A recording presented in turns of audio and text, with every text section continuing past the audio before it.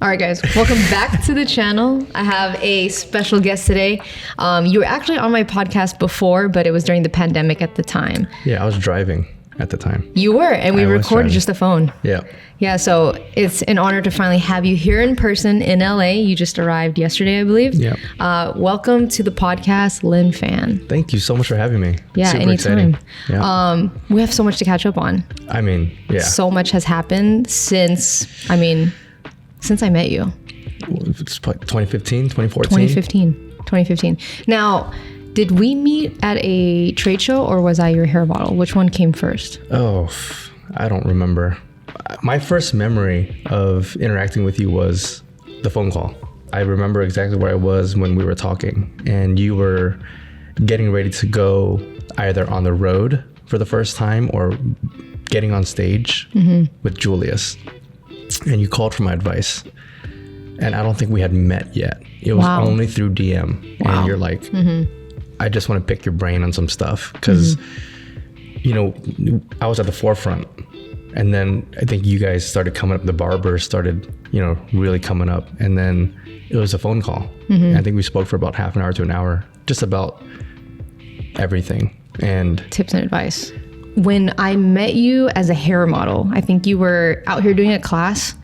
I don't know if you know, but the first time you did the platinum blonde on me, it was actually the most consistent and even blonde I've ever had in my life. It's also my most famous photo of myself. That's because so that crazy. Photo is tattooed on people's bodies. I know, I saw that. When you posted people getting that tattoo, dude, that's my hair. That's your hair getting that's tattooed. So crazy, yeah. It's so nuts. At that time, I've never had a full bleach because at that point, I maybe have done it by a couple friends, but never like professionally. So you were the first person to actually do that. And a lot of people don't know, as much as I've been blonde still after all these years, I have a very sensitive scalp. Yeah. And I would have to say that was probably the worst bleach out I've ever had. But it was the most perfect result I've ever had. That means you'll never forget it. So if you think about it, I met you before that because... The show. Was it Long Beach? I don't remember what we were doing, but I did do your hair and you were crying the whole time.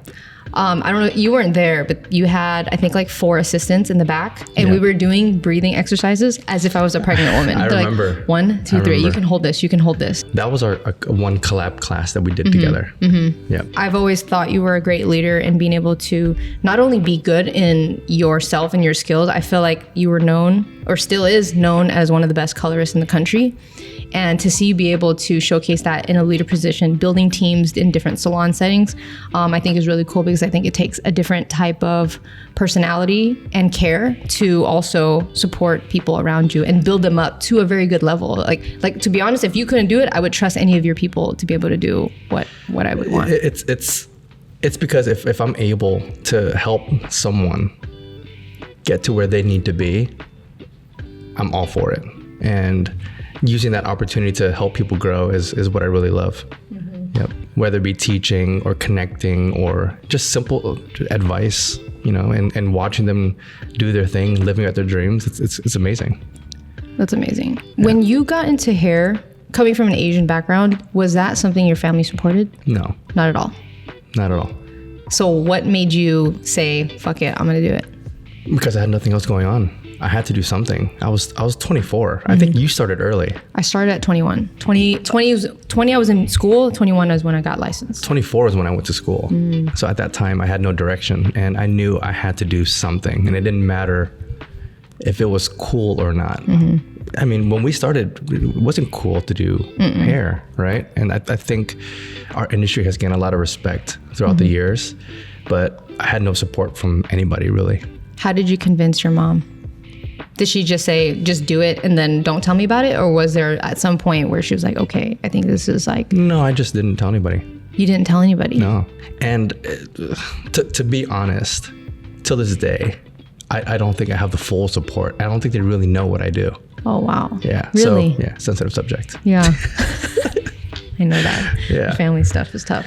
Yeah. Wow, that's crazy. I would say even for my mom, she didn't fully support it when I got in, but it took until maybe becoming an educator is when she finally was like, okay, you're obviously able to take care of yourself, which is their main concern. But I don't think my mom fully also understands what I do. But it's just that there's a release of feeling stressed out about, you know. And in Asian culture, we don't like to share emotion. That's right? a fact. It's a fact.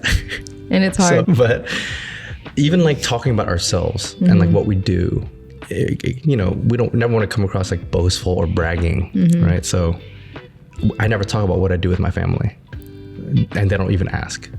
And you have siblings too, right? Yeah, I have 2 brothers. I'm the oldest of 3 boys. So with your siblings, do they know kind of like what you do? They understand, yeah. Especially, you know, they're the older generation of Asians don't really understand. Like that's actually one of the popular DMs that I get is about family. Like, hey, I want to do this, but my family doesn't support it. What do I do? You know? That's a hard one. And it is hard because you have to jump into it. Like there was nobody in our family that had creative jobs. Like it was, you work a 9 to 5 and whatever you can find. Wait, what's your ethnicity again? Cambodian. Okay. What do Cambodians do? Because, you know, like... Donut shops. Donut shops. Well, Vietnamese, we had nail shops.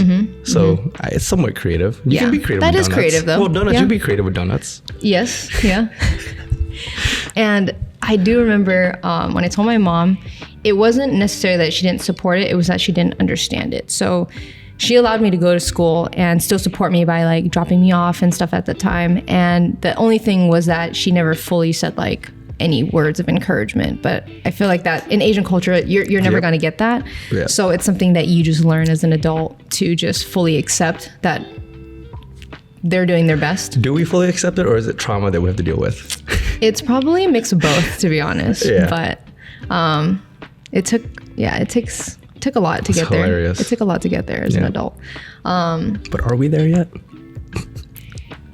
I'm closer. I don't get as sensitive as I used to be about that topic, but I think it's just tough because it's just 2 people that are trying to get each other to understand it. And it's easier for us to adapt than I think it is for our parents to adapt to, you know, what we're going through as well and what we needed to learn that they might not have been able to give us at that time, nor could they give it to us now because it's just a different way of life, right? So when you decided to take hair more serious and open up a salon, like what was that feeling that you had that made you want to go down that route? Well, I always worked with assistants, and as they continue to grow and stick by my side, I needed space for them. And, you know, one assistant became the first stylist, and then we needed an assistant, and the next you knew there was 8, 9, 10 people around me. And you can no longer fit in a little salon suite or a couple chairs. So my first salon was a full-blown, I think 18-chair salon. Yep. Bescene Studios was the first one. In Maryland? In Maryland, where I'm from, yeah. Okay, so I remember the location. Do you think based on where you're located, you can't charge a certain price? Or do you believe that you can charge any price no matter where? I believe you can charge any price no matter where you are. I always like to use the analogy of like a tattoo artist, right? If you market yourself correctly and you love the work that they do, and you get to the shop, you book an appointment and you get there, and it's like in a ghetto area, but the work is just so good, you just have to go. And it actually at that point, it doesn't even matter what they charge because you're already so invested in getting their work on you.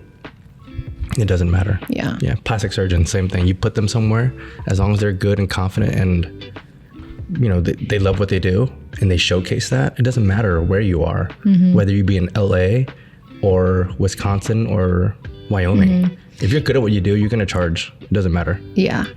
And that's something I learned from traveling because, I mean, when you're in a certain area, you always hear like people are just always drawn more to the negative side of like, oh, we can't charge this because we don't live in a big city. So one of the spots was actually one of your locations. I was like, wow, there's no like crazy like walking traffic and anything like that, but there's people that are always constantly coming for a specific type of work. And there's a specific type of appreciation for that type of work. And so that started to make me think like, when I teach classes now, I like being able to tell people that you can charge those prices. You might be the only one that's doing it, but if you showcase it enough and you care and the work is good, I think the people will always come. Yeah, and what I've learned is pricing is a direct reflection of your self-esteem.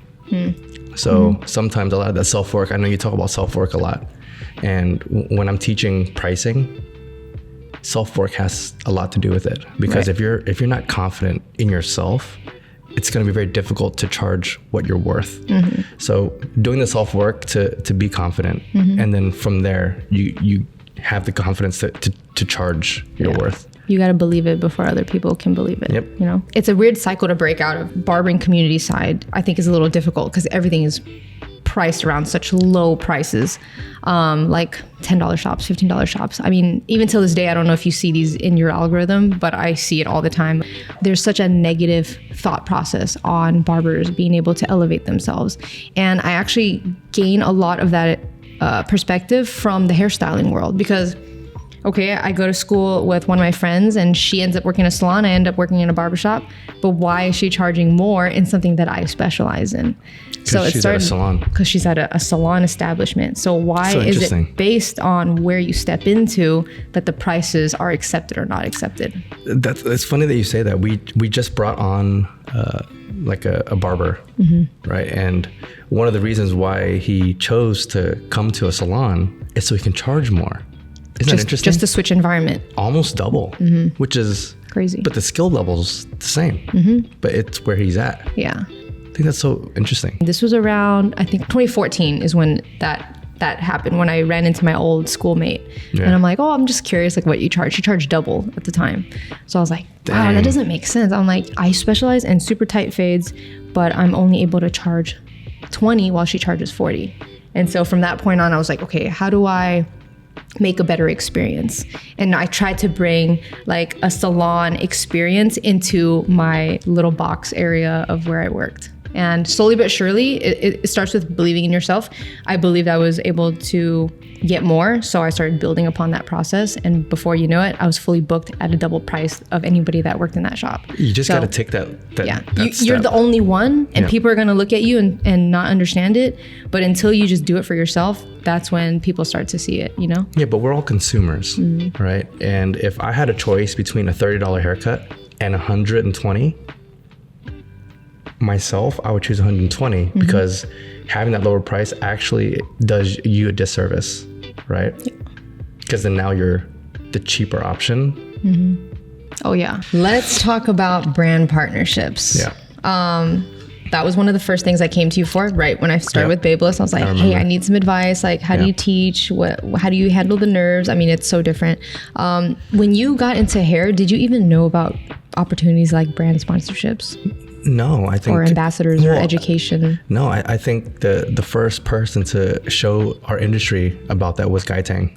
He was the first to show us what working with brands was like, and then creating your own brand. Before Guy Tang and social media, there was no creating your own brand. You don't just go out and do that, right? So I think he was the first one to kind of pave the way and show us like what's possible. And then we all started following suit and do the same thing.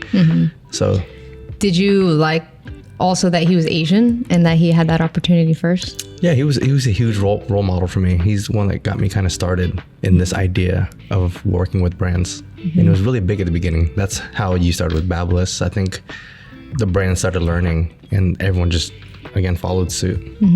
What is something that you really have fun with when it comes to these type of things? Well, I find myself in a new role now. I love building teams, right? I used to do it for myself, my own company, but now I help like brands build teams. So whether it be with Schwarzkopf for the USA, I help build that entire team.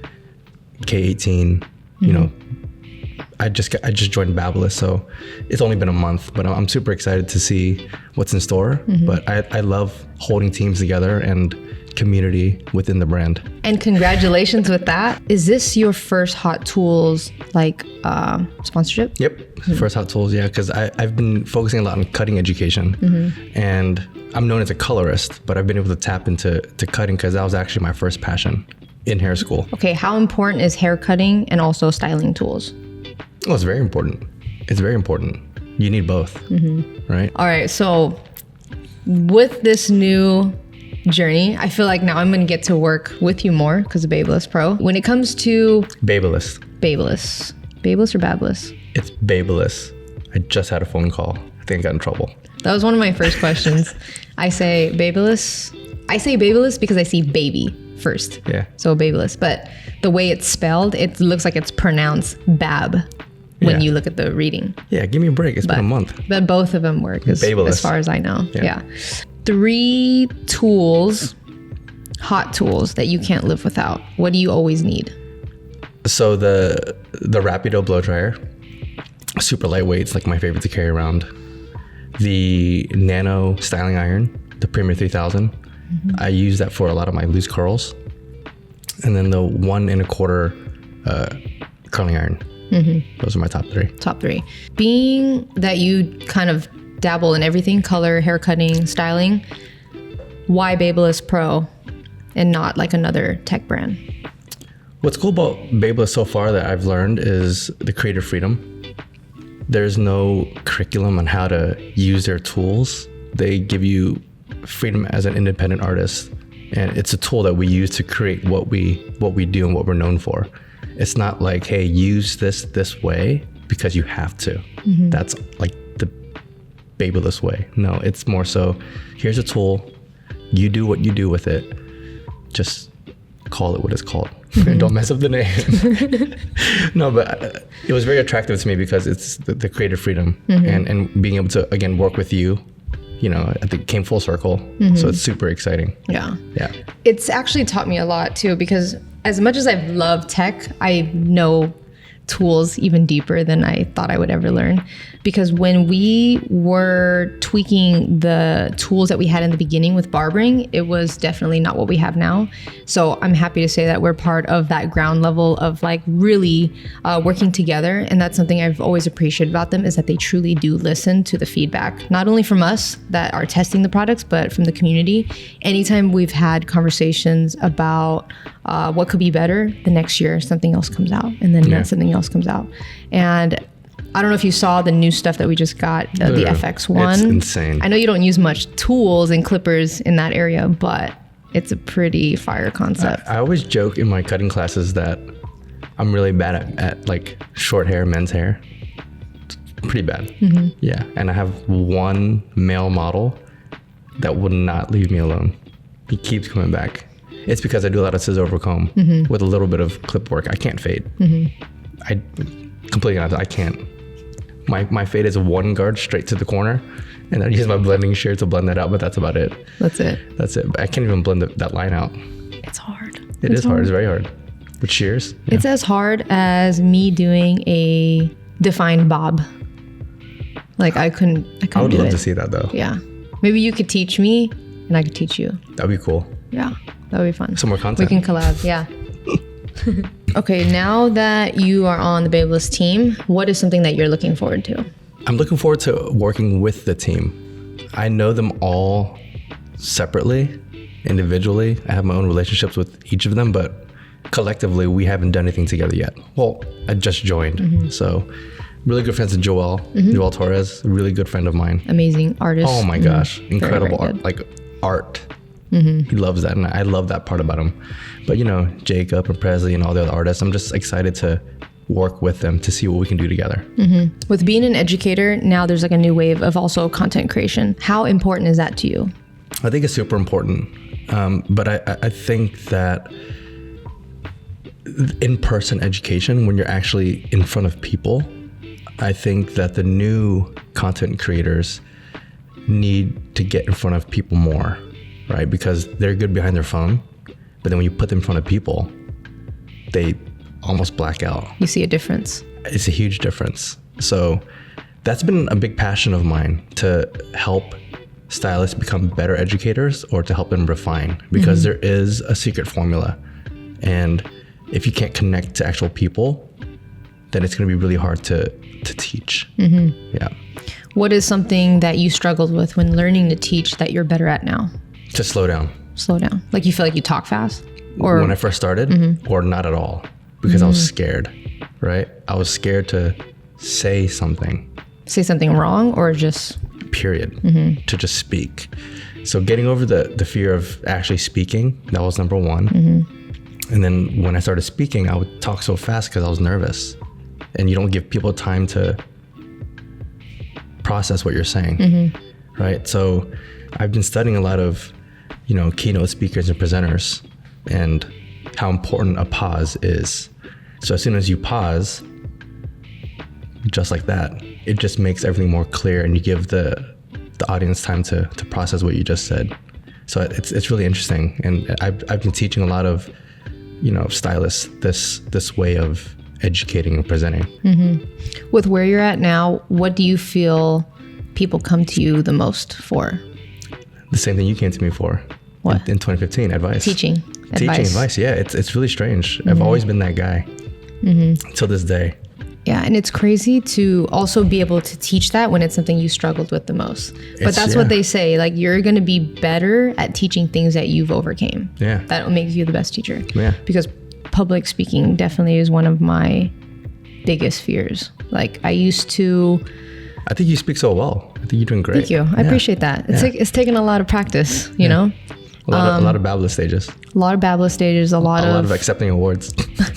a lot of that, a lot of foreign places where you're just constantly in a place that's unfamiliar, and it's one of the things that I tell people too, is like, if you can learn how to record yourself, like as simple as that, like you don't have to go live, but let's just say you just record yourself and edit your own words, you'll figure out how to like make your message a little bit more concise, clean up your words, stop your ums and your long uhs, right? The pause. That's something that took me a really long time, because in my mind, I'm like, okay, I only have an hour. Let me try to squeeze as much as I can into you. But that's not always the best, because then you miss out on the opportunity to be able to connect with people that are there for that purpose. Yeah. And I feel like when people attend classes, I feel like that's what they're really going for, is that that approval that, okay, I am on the right path. I am doing I'm doing something similar to what you're teaching, and it kind of solidifies like their process as well. Yeah, or another way to use the tool that they're already using, things like that. It's like the validation. Yes, exactly. Okay, so when it comes to shooting content, at what point in your career did you start doing that? Was it from the start, or was there a certain point where you're like, okay, I need to take this a little bit more serious? Yeah, when that whole, we call it the golden years, when all the OG influencers were coming up. Right, content was huge. It was everything. You had to, and I think we were posting and we were learning from each other, like how to shoot. I think we were all just watching each other post stuff. You remember like the mirrored images where it's like back to back. Yeah, and I think we just all started evolving, which is really cool to see. And it's been really cool to watch the barbers too, like that whole industry, because I think the hairdressers went first, and then the barbers started learning. And then now barbers are doing color, you know what I mean? So you have a high quality images of, high contrast fading, and then you throw color in there. I mean, the barber industry, like that world evolved so much. Yeah. And social media definitely blew it up more, because I feel like that's all I see. And even down to Los cut it. Yeah. Insane. He does it all. He to me is one of the most well-rounded barbers that I know, because he can do everything really pretty good. Yeah, really pretty good. Really pretty good. All right, Lynn, so I see you have a very busy lifestyle. You are juggling your business, your brand sponsorships, your family, you have a kid. Maggie has a kid. You got Maggie. How do you find balance to do everything? We get asked this all the time, and the answer is always the same. There is none. So some days you have to choose to be a family man, or you choose to be a husband, right? And you put work second. And then some days I have to put work first. It's just the way that it is. Whether it be you have to go for your dreams, so your kids can see that, set an example for everyone else. Some days I choose to work harder than being a husband, and some days I choose to be a better father than being a brand ambassador. So I wouldn't call that balance. It's just, you just have to work hard and choose that one thing that you're gonna be that day. Yeah. And same for you. I mean, you and Val have a very busy lifestyle, and sometimes you have to choose the relationship first, because you have to. Yeah, I know. With everything that goes on, I think it helps to have a partner that also loves to work. So that's something that really works well for me and Val, is if she's busy, I can tell when she's busy and I can leave her alone and let her do her thing. And it's the same way when it's the other way around. And it's, like you said, it's not really a balance. It's whatever you want that balance to be. So if ours is 90% work, 10% personal, then that's what it'll be. Yeah. And then other times it'll get closer to 40-50, sometimes 50-50. So it does constantly fluctuate depending on the project. But I think that's the one thing that really helps us is that no matter what schedule we fall into, the other person is fully in support of that schedule. And I think that's what helps. And it does help having that partner because, you know, Maggie and I are the same. But then you get so caught up in like work all the time where you forget like, damn, I think we need to slow down a second. You know what I mean? And take a vacation to like Italy. We just took our first vacation. Yeah, I know. And it's necessary. Barely. And I was just talking about outside, like, even though you're like trying to shut off, you can never. It's hard, man. It's hard nowadays to like completely shut off. It's hard because you actually enjoy what you do. So it's really hard to take a break from that. You know, like as much as I love doing hair, I love doing content, I love doing shooting, and I like shooting different things outside of hair. Yeah. I'm constantly thinking, how can I improve it? Like even if I'm not in it, my mind's already in it. I'm like, how do I keep evolving? Because that's just something that's been consistent probably throughout most of my career in the last 12 years of the industry is like, how can I do what I did last year, but do it even better this next one and then the next one and just be on this like slow progressive climb. It's because it's like the entrepreneurial mindset. You're good until there's like something else, you know, like trying to figure out ways to like do better and do more. And again, talking about like, is it healthy? It's like yes and no. Yes and no. Yeah. So we just make it work. Yeah. Because you have to. Yep. Well, thank you, Lynn, for being on the podcast. Yeah, thanks for having me. This is great. This was a solid catch up. We were able to catch up on a lot of really cool things, and I'm excited for this new journey. I'm sure I'll see you way more often than usual. I hope so. Yeah. Even though I see you at the shows, it's like 15 seconds. Literally. Yeah. So I think we have some cool ideas to like shoot some content together finally on the same brand. Yeah. Thank you so much for having me. Thank you for being here. Yep. Bye. Bye.